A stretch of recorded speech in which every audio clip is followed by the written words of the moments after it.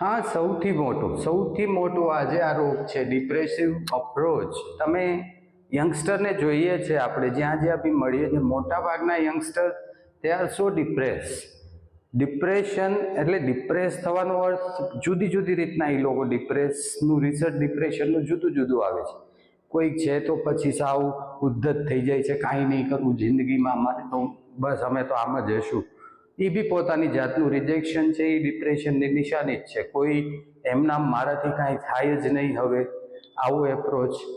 તો ડિપ્રેશન જે આજકાલના યંગસ્ટરમાં જે સ્પીડથી વધી રહ્યું છે, દેટ ઇઝ એબ્સોલ્યુટલી તમે કહી શકો કે ચિંતાજનક છે.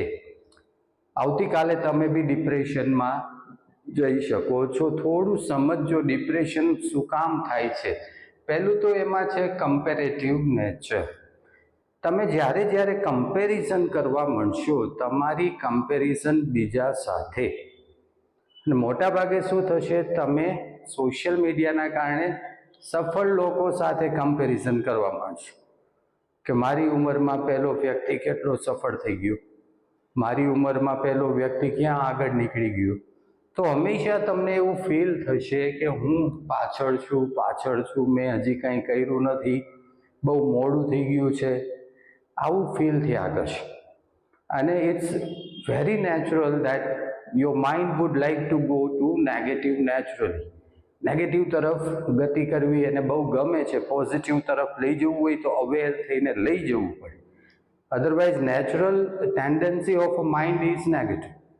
તો તમે જેવું આવું વિચારવા માંડશો, કોઈની સાથે કમ્પેરિઝન કરીને, સમજી લો this is the first step of depression. Depression આવવાની શરૂઆત થઈ ગઈ કમ્પેરિઝન કરવાની વાતથી. Never compare yourself with others, never ever. You are unique, you are absolutely perfect. તમે અત્યારે જ્યાં છો, જેવા છો, એકદમ પરફેક્ટ છો. કંઈ લાંબુ કરવાની જરૂર નથી, બસ થોડું આગળ વધવાની જરૂર છે જ્યાં છો ત્યાંથી.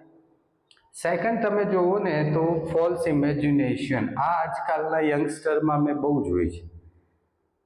False imagination means imagination is quite good if you start imagine something good in your life કે આવું કરશું, that is good. But false imagination in the sense અશક્ય કલ્પનાઓ કરવા માંડે છે. મેં જોયું છે, મારે ઘણા બધા એવા યંગ બોયઝ ગર્લ્સ જે છે, મારા સ્ટુડન્ટ મિત્રો છે, તો એની પાસે સારું મોટરસાઇકલ નથી હોતું, પણ એ કોઈકની ગાડી પાસે સરસ મજાના ફોટોગ્રાફ પડાવીને ફિલ્ટરમાં નાખીને મૂકે.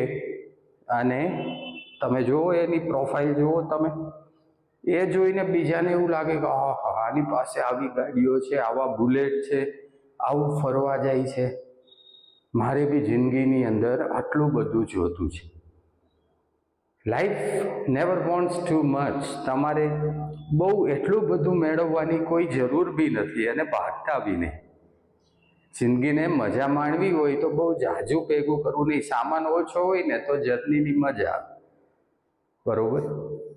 તો એટલી કલ્પનાઓ કરી લે છે કે એને 25 વર્ષે ગાડી જોતી છે, 25 વર્ષે એને સારું બિઝનેસ સફળ થઈ જવું છે, સક્સેસફુલ થઈ જવું છે, 25 વર્ષે સારા પાર્ટનરે જોઈએ છે, 25 વર્ષે રેપ્યુટેશન હોવી જોઈએ સમાજમાં, 25 વર્ષે મને ફોલો કરતા હોય, બધું 25 વર્ષે જોઈએ.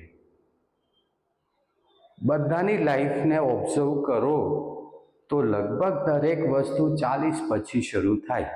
કારણ કે 15 years તો તમારે સ્ટ્રગલ ના લાગે, એની પાછળ આપવા પડે. સચિન તેંડુલકર, વિરાટ કોહલી, અમિતાભ બચ્ચન, લઈ લો, તમને જે કલ્પના આવે એનું નામ લઈ લો. એ ખૂબ લિજેન્ડ 40 વર્ષ પછી બન્યા છે. ત્યાં સુધી એણે આપ્યું જ હશે. So extend your time limit. Extend 25 વર્ષ નહીં, 40 વર્ષ, બસ આટલું એક્સટેન્ડ કરી દો કે મારે 40 વર્ષે આટલું જોઈએ છે. અને બહુ જાજી ઇમેજિનેશન નહીં. દુબઈ જવું છે ને સ્વિટ્ઝરલેન્ડ જવું છે ને, જજો, એમાં કંઈ ખોટું નથી, જજો, બરોબર, બધે જજો. પણ અત્યારે અહીંની ઇમેજિનેશન કરો કે હું કેટલું કરી શકું, મારાથી કેટલું થઈ શકે અને એમાં હું કેમ આગળ વધી શકું. પછી લેક ઓફ રેશનાલિઝમ. રેશનાલિઝમ એટલે તમે જેને કહી શકાય ને કે તાર્કિક શક્તિ. તાર્કિક એટલે નિયમો મુજબ વિચારવાની ક્ષમતા. દરેક વસ્તુ નિયમોથી જ ચાલે. આ આખી દુનિયા છે એ એક નિયમથી જ ચાલે. 24 કલાકથી જે આખું રોટેશન છે એ રોટેશન એ પ્રમાણે જ ચાલે. તમને એમ થાય કે અમારે કામ ઝાઝું છે તો હવે દિવસ 25 કલાકનો 2 દિવસ 26 કલાકના થઈ જાય ને તો 2 કલાક વધુ મળી જાય. ના થાય. ચોમાસામાં વરસાદ જ આવે, તમને ગમે કે ના ગમે. ઉનાળામાં ગરમી. So the whole universe is rational. એ એના રૂલ્સ પ્રમાણે ચાલે. તો તમને જે મેળવવું છે, તમારી ક્ષમતા છે, એને તમારે થોડું રેશનાલિઝમથી વિચારવું પડશે કે મારે જે મેળવવું છે, મારી ક્ષમતા છે, મારી ગતિ છે, એમાં હું કેટલું મેળવી શકું. થોડું કહેવાય ને તાર્કિક, અને જેટલું મેળવી શકું એને હું કેવી રીતના એન્જોય કરી શકું. That is it. તો આજકાલ ઇમેજિનેશન ખૂબ છે. રેશનાલિઝમ યંગસ્ટરની અંદર, તમારી જેવા છોકરાઓની અંદર મેં જોયું છે 13 થી લઈ અને ઇવન મેં તો 25, 27 વર્ષ, 30 વર્ષ સુધીના લોકોમાં જોયું છે કે રેશનાલિઝમની સાવ કમી થઈ ગઈ છે. So you have to develop the art of rationalism, and the biggest is social media. મને એવું લાગે કે ડિપ્રેશનનું સૌથી મોટું કારણ, એક સર્વે બી થયો છે કે ઇન્ડિયાની અંદર 2007 પછી વધુ લોકો ડિપ્રેસ રહેવા લાગ્યા. કારણ કે 2007 પછી સોશિયલ મીડિયા ધીરે ધીરે ઇન્ડિયામાં ખૂબ જ વધી ગયું. સો social media is not good. It connects you to another person. Like it makes your circle bigger, it makes your family bigger, it just make you able to reach to other community, other people. પણ કેવી રીતના? હકીકત એ થાય છે કે હું જે છું એ પ્રમાણે જો હું રજૂ થાવ સોશિયલ મીડિયામાં તો મજા આવે. પરંતુ સોશિયલ મીડિયામાં શું થાય છે, તમે જ્યારે સોશિયલ મિડિયાનો ઉપયોગ કરો છો, જ્યારે રીલ્સ જોતા હો છો કે વોટ્સએપ કે ફેસબુક ઓર યુટ્યુબ કાંઈ બી જોતા હો છો, તો એમાં મોટા ભાગની શું હશે, સક્સેસ સ્ટોરી જશે. कैसे बनाई इसने 100 मिलियन की कंपनी, कैसे सफल हुआ ये आदमी, कैसे सफल हुई ये लेडी. મોસ્ટ ઓફ સોશિયલ મિડિયામાં સક્સેસ સ્ટોરી જ હોય અને સક્સેસ સ્ટોરી ચાલે. Everybody would like to listen somebody success. તો મોટા ભાગે શું હોય છે, રિઝલ્ટ દેખાય છે. રિઝલ્ટ કે આ માણસ છે એ આટલો મોટો બની ગયો. And that result attracts you કે હું બી બની જાઉં, મારે બી આવું 100 મિલિયન, મારે બી આટલું ફેમસ, મારે બી આવું બનવું છે.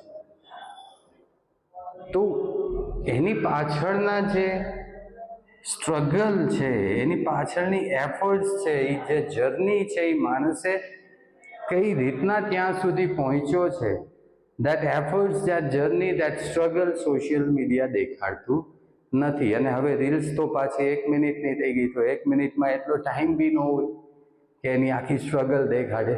કેટલી વાર રોયો તો, કેટલી વાર છોડી દેવાનું મન થયું હતું, કેટલી વાર ભૂખ્યો સૂતો હતો, કેટલી વાર એને હેરાન થયો હતો, કેટલી વાર રિજેક્શન મળ્યું હતું, કેટલી વાર ફેલ થયો હતો, ત્યારે અહીંયા પહોંચ્યો. પરંતુ આ તો તમને જોવા જ નહીં મળે, તમને ખાલી સક્સેસ જ જોવા મળશે. સો વોટ ઇઝ હેપનિંગ, તમને એવું લાગે છે કે everybody is successful around you accept you. તો તમને એવું લાગવા માંડે છે કે તમારી આજુબાજુ બધા સફળ માણસો છે, બસ તમે એક જ રહી ગયા. લાગે છે ને, મોટા ભાગે આવું લાગવા માંડે, because you are following too many success stories on social media. તમે કેટલી બધી સક્સેસ સ્ટોરીને ફોલો કરો છો હંમેશા. તો ધીરે ધીરે આપણને ખુદને એવું ફીલ થવા માંડે કે યાર બધા સફળ થઈ ગયા, મેં તો હજી કાંઈ કર્યું જ નથી. They are successful in their time zone. એ લોકો એની રીતના જે કાંઈ મેં તમને કીધું ને કે સ્ટ્રગલ કરીને એના સમયમાં જે તમે તમારે લાઈફમાં જ્યાં છો, જેવા છો, જે રીતના છો, સરસ જ છો, બેસ્ટ જ છો. અહીંથી રોજે એક પ્રોગ્રેસિવ કામ કરો, રોજે એક પ્રોગ્રેસિવ કામ કરો, રોજે પોતાની જાતને થોડું પુશઅપ કરો, તમે બી ક્યારેક ત્યાં પહોંચી જવાનું. સિમ્પલ. સો ડિપ્રેશન છે, ડિપ્રેશનને સમજવું બહુ જ જરૂરી છે મિત્રો. This is one of the biggest diseases of 21st century. બહુ જ વધારે જીવ લે છે આ ડિપ્રેશન છે આજકાલ, અને એ બી યંગસ્ટરના જીવ લે છે. પ્રોબ્લેમ આ છે. સોશિયલ મીડિયાને જો તમે થોડું વધારે સમજશો તો એક મજાની વાત એ છે કે જેટલા બી ડિપ્રેસ લોકો છે ને એ લોકો સોશિયલ મીડિયા ઉપર વધુ એક્ટિવ હશે. સમજો છો? એ લોકો ક્યાં ક્યાં જઈને નવા નવા કપડાં પહેરીને આમ એકદમ સ્ટાઇલથી ફિલ્ટરથી ફોટોગ્રાફ્સ નાખશે કે we are at the beach of Bet Dwarka, we are here at there. તો એ લોકોને શું પ્રોબ્લેમ છે? એ લોકોને પ્રોબ્લેમ એ છે કે એના જે ઇનર સર્કલ છે, એ લોકોનું આજુબાજુનું સર્કલ છે, એમાંથી એને એપ્રિશિએશન નથી મળતું, એટલે એ લોકો બહાર ગોતે છે. બસ આટલું સમજો. તો સોશિયલ મીડિયા ઉપર જેટલા લોકો તમને આમ લાગે છે ને કંઈક એ બિચારા પહેલેથી જ ડિપ્રેસ લોકો છે અંદરથી. એને જોઈએ છે બીજાનું એપ્રિશિએશન. અજાણ્યા લોકોનું મળી જાય ને તો એ ખુશ થાય છે. ધીસ ઇઝ ધ હાલત ઓફ ધેટ પર્સન. એ માણસની હાલત કંઈક એવી છે, અજાણ્યો માણસ એને લાઈક કરી દે ને તો બી ખુશ થઈ જાય છે. કેટલો ડિપ્રેસ હશે. તો સમજો આ વાતને. તમે તમારું એક તો કમ્પેરેટિવ નેચર હોય તો એને પ્લીઝ સ્ટોપ કરો. જ્યાં છો, જેવા છો, સરસ છો. ઇમેજિનેશનને કંટ્રોલમાં રાખો. ઘોડા છૂટા મૂકો નહીં. ઇમેજિનેશનના ઘોડા બરોબર એટલું બધું સફળ થવાની જરૂર નથી. આપણે આપણા એરિયામાં આપણા રીતના લાઈફમાં ઠીકઠાક કરી નાખીએ, ઘણું છે. જિંદગીને એન્જોય કરો. વત્સ, તમે આ એક પૃથ્વી નામના ગ્રહ ઉપર 60થી 70 વર્ષ મુલાકાતે આવ્યા છો. તો આ પૃથ્વી નામના ગ્રહને માણો, આનંદ લો. બહુ ટેન્શન ન લ્યો સફળ થવાનું. એન્જોય કરો લાઈફને. તમે જે કંઈ છે એમાંથી થોડું વધારીને એન્જોય કરો. Vote else? એને જ સફળ કહેવાય.